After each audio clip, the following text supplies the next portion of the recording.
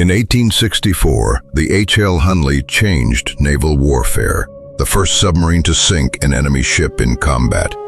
But after her daring mission, she vanished, along with her 8-man crew.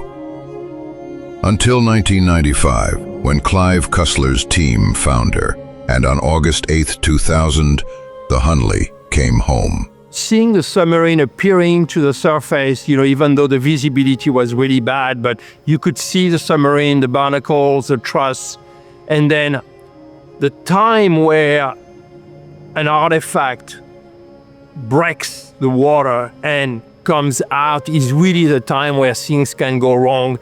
But the recovery plan was so well designed that absolutely nothing happened to Hunley. It was beautifully raised. The first realization was that everything the divers had been saying was true as she came up out of that water. This was not a crude converted boiler.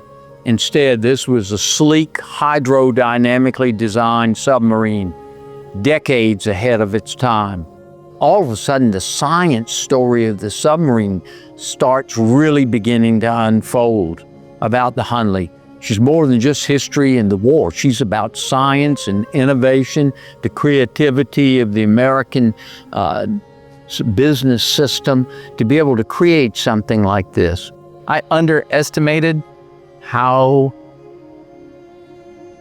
much the public would grab onto this event and, make that kind of a deal. In early security meetings, there were people on the police force and on that were, worried about the bridges, for example, and how no matter what, people are going to stop their cars and get out regardless of traffic. And I remember thinking to myself, no one is going to stop on Highway 17 on the bridge, an elevated active bridge, and walk to the side. We were on the barge, making sure that everything was fine, going under the old bridge and people cheering, and the city was absolutely effervescent. And as we got close to Morris Island, I realized that those aren't ants, those are people all along the sides of the Morris Island on the beach, and the roar. And then downtown Charleston, the peninsula, it was amazing. I'll never forget that. You could see the oohs and the ahs, and you could hear the crowd. And then after 2 or 3 seconds, it became quiet.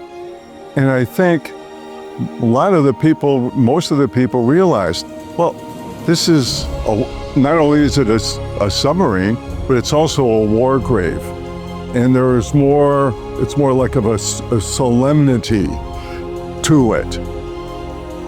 Were you there on August 8, 2000, when the Hunley came home? Share your story and photos at hunley.org and be part of the 25th anniversary celebration.